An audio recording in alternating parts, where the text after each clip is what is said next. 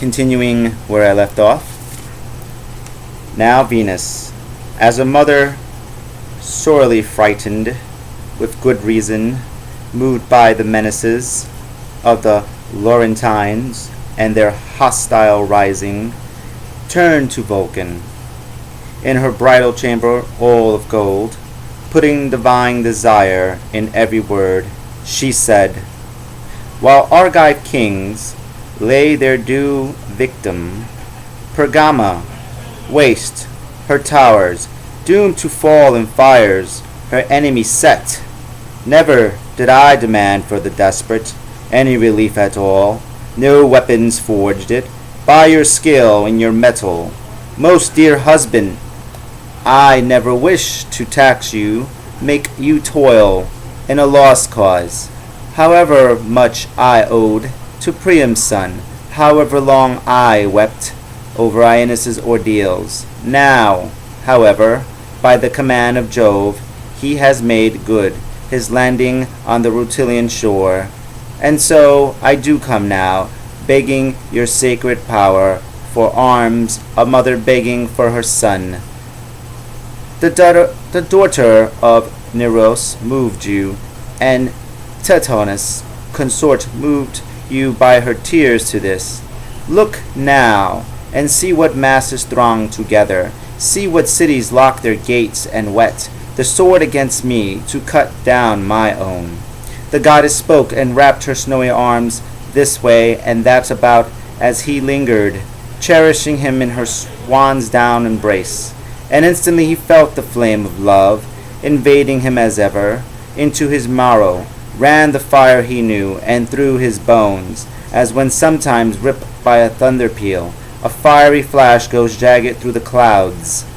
His wife, contented with her blandishment, sure of her loveliness, perceived it all. Lord Vulcan, captive to a mortal passion, answered her, why do you go so far afield for reasons? Has your trust in me gone elsewhere, goddess? If concern like this had moved you in the old days, even then I might have armed the Trojans lawfully. For neither Jove Almighty nor the Fates forbade Troy to endure, Priam to live 10 further years. If you are ready now to arm for war, and have a mind to wage it, all the devoted craft that I can promise, all that is forgettable, forgeable in steel and molten, alloyed by the strength of a blast fire. You need not beg me for these gifts. Have done with doubting your own powers. But took her in his arms. He said no more, but took her in his arms as she desired, and gave himself, infused in her embrace, to peace and slumber.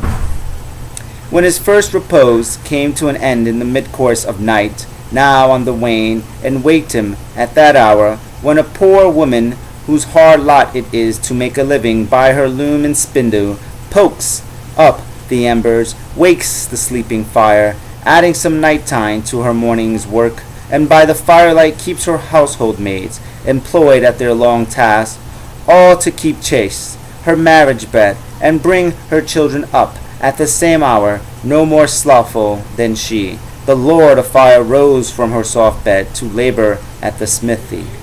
Near the coast of Sicily and Ionian Laperi, a steep island rises, all of rock and smoking. Underneath, a mammoth cave and vaulted galleries of Aetna, burned away by blast fire from the Cyclops' forge, rumbled in thunder. Mighty blows are heard, re-echoing and booming from the anvils. Chalybian bars of iron hissed in the caverns. Vulcan's workshop, named for him Vulcania. To this the Lord of Fire came down from heaven, working with iron in an enormous cave for Cyclops. Thunderclap and amplifier and flash stripped to the waist. They had a bolt in hand, such as from open sky the Father often hurls to earth. This one, part done, part still unfinished it. First, the smiths had added twisted hail, 3 rays of rain cloud, 3 of red fire, and the flying south wind. Now they were mixing in terrifying lightning, fracas and fear and anger and pursuit with flares. Elsewhere they strove to finish, a chariot of Mars and flying wheels, on which he might stir frightening men and cities. Then to Aegis, cuirass bringing dread of Pallas when arose, they gave a polish, vying to shine the golden serpent scales, the knot of vipers, and the Gorgon's head, for the goddess' very breast, with severe neck and rolling eyes. Put all these things away, commanded Vulcan. Cyclops under Aetna, drop the work begun. Here is our task. Armor is to be forged for a brave soldier. Now we can use your brawn and your deft hands, your craft, your mastery. Shake off all reluctance. Vulcan said no more, but they, for their part, buckled down as one, allotting equal tasks to each. In streams the molten brass and gold flowed. Iron that kills turned liquid in the enormous furnace heat. They shaped a vast shield, one that might alone be proof against all missiles of the Latins, fastened it, layer on layer sevenfold. Some smiths drew pulsing in and blasted out the air with bellows. Others plunged the metal, screeching in fresh water, and the cavern groaned under the anvils they set down. Now this, now that one, for a mighty stroke, brought up his arms in rhythm as they hammered, shifting the metal mass with gripping tongues. While in Iola Vulcan, lords of Lemnos, pressed that fiery task, mild morning light with bird-song under eaves awoke Evander. And the old man arose. He slipped his arms into his tunic and bound on his trim Tyrrhenian sandals, then by shoulder and flank slung his Arcadian blade. A mantling hide of Pander, where it hung down on the left, he tossed back. Then his two awakened watchdogs preceded him out of the entranceway and kept close to their master.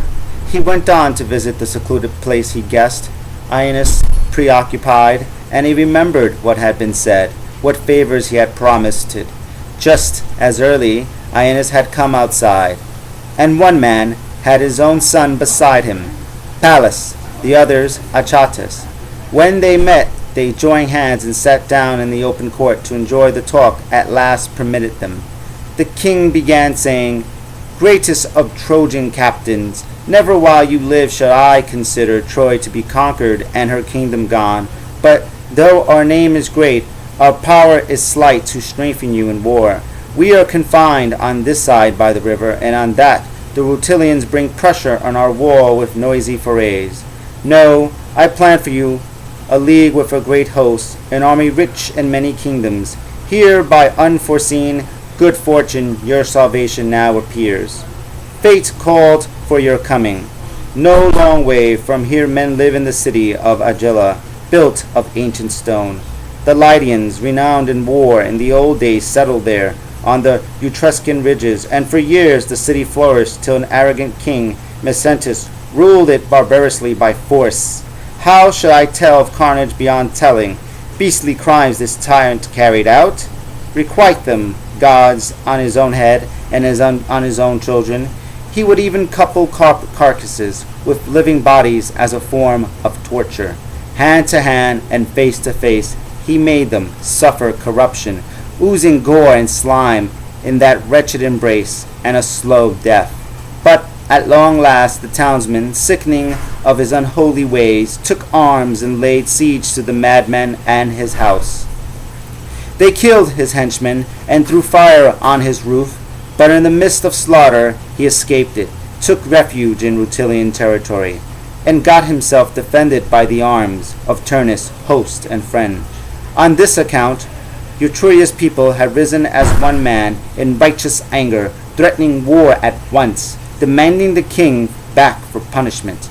Now I will make you leader of these thousands, Aeneas, for in fact while ships of theirs are crowded on the shore and fret for action, calling for ensigns to go forward, still a soothsayer of great age holds them all back, forewarning them. Picked men of Ionia, flower and heart of an old heroic race, though justly moved by your past suffering against your enemy, and though Mezentius fires you with rightful anger, No Italian may have commanded of this great people's cause. Choose leaders from abroad. Taking alarm at heaven's warning, the Etruscan ranks rest on their arms here in this plain, and Tarchon sends me envoys with his crown and scepter, badges of regal power. He asks that I go up to camp and take the Terrene throne. But slow and cold old age, weakened by years, forbids command. An old man's vigor falls behind in action. I should urge my son to accept, if he were not of mingled blood, through a Sabine mother heir to her fatherland. No, you are here whose age and foreign birth the fates approve, and whom the gods desire. Enter on your great duty now, great heart, commander of Trojans and Italians both. I shall, besides, commit to you my palace, all my comfort and all my hope, to learn with you as master how to weather battle, Mars' dead serious work. May he become familiar with your actions, look to you as his exemplar from his early years. I'll add 200 horsemen, all Arcadians, picked for ruggedness. In his own name, Pallas will give 200 more. In silence, after this speech, Anchises' son, Aeneid, and faithful at his side Anchates sat with downcast eyes. They would have pondered long and grimly on the many trials to come, had not the Cerithian queen from open heaven given a sign, one utterly unforeseen, a quivering flash out of the upper air, a thunder crack, and in that instant all the sky seemed falling, as it seemed on high a Terrene trumpet gave a rumbling blast. They all looked up, and again, yet again, tremendous crashes came. Between the clouds, in sunlit air, they saw red glare of armor clashing, thundering at the shock. The others sat still, mystified. But Troy's great captain recognized the sound, and knew the promise made by his goddess mother. Then he said, "My friend, you truly need not ask what new events portended. I am the man whom heaven calls. This sign my goddess mother prophesied she would send if war broke out, and said, too, she would bring out of the sky arms made by Vulcan to assist me. Aye, what carnage is at hand for poor Laurentines? What retribution will you make to me, Turnus? Many a shield, many a helm, and many brave men's body you'll take under. Father Tiber, let them assist on war. Let them break their treaties." After saying this, he rose from his high seat and first revived the fires for Hercules on the slumbering altars, gladly revisiting as yesterday the guardian law and humbled household gods. Likewise, Evander and the men of Troy made sacrifice of chosen ewes. Thereafter, back to his ships and comrades went Aeneas, and chose among them soldiers for bravery to follow him to war. The rest were carried effortlessly downstream on the current to bring Ascanius news of these affairs, and of his father. Those Eutronian brown we now supply with horses. For Aeneas they led a special mount, all blanketed with a lion skin, gleaming with gilded claws. Then suddenly a rumor flew about the little town that horsemen were departing quickly for the Eutronian king's domain. Mothers in fright doubled their prayers. Fear brought danger nearer, and the specter of war grew larger in their eyes. But Lord Evander clung to the hand of his departing son and could not have enough tears. He said, "If only Jupiter would give me back the past years and the man I was, when I cut down the front rank by Praeneste wall and won the fight and burned the piles of shields. I had dispatched to hell with this right hand King Euryalus, to whom Feronia, his mother, gave 3 lives at birth, a thing to childhood, the blood, 3 sets of arms to fight with, so that he had to be brought down 3 times. Yet this hand took his lives that day, took all, and each time took his arms. I should not now be torn from you, and from your dear embraced, my son, and neither would Messatus have shown you contempt for me, his bordering power, putting so many cruelly to the sword, and widowing his town of citizens.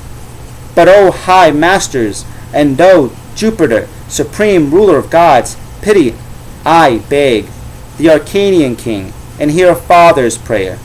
If by thy will my son survives, and fate spares him, and if I live to see him still, to meet him yet again, I pray for life. There is no trouble I cannot endure. But fortune, if you threaten some black day, not now, let me break off my bitter life, while all in doubts, while hope of what's to come remains uncertain. While I hold you here, dear boy, my late delight, my only one, and may no graver message ever come to wound my ears. These were the father's words, poured out in final parting. He collapsed completely, and the servants helped him in. And now indeed through open gates the horsemen left the town, Aeneid at their head, Achates at his right hand, then the others, Trojan officers, and Pallas himself, mid-column in short cloak with blazing arms, a sight as brilliant as the morning star, whom Venus loved above all stellar fires, when from the bath of ocean into heaven he lifts his holy visage, making night dissolve and wane. Mothers with quaking breasts were standing on the walls, watching the cloud of dust, the burnished gleams of Calvary, as the armed riders picked their way through scrub, cross-country toward their gold. A shout went up, and forming into column they rode on, hoofbeat of horses shaking the dust of the plain. Near the cold stream of Charis there's a grove immense and deep, awesome to our forebearers. The hills encircle it with dark fir trees. The tale goes that the old Pelasgians, who hail their Latin country, who knows when, made grove and feast days sacred to Savanus, god of the fields and herds. Not far from there, Tarchon and his Tyrrhenians had encamped our favorable ground, and one could see from a high hill the tents of all the army on the wide plain. Now Lord Aeneas came to this place with his soldiers picked for battle. Here they refreshed their weariness and gave their horses pasture. Venus, the gleaming goddess, bearing her gifts, came down amid high clouds, and far away still, in a veil apart, sighted her son beside the ice-cold stream. Then making her appearance as she will, and she said to him, Here are the gifts I promised, forged to perfection, my husband's craft, so that you need not hesitate to challenge arrogant Lauretines or savage Turnus, however soon in battle. As she spoke, Cytherea swept to her son's embrace and placed the shining arms before his eyes under an oak tree.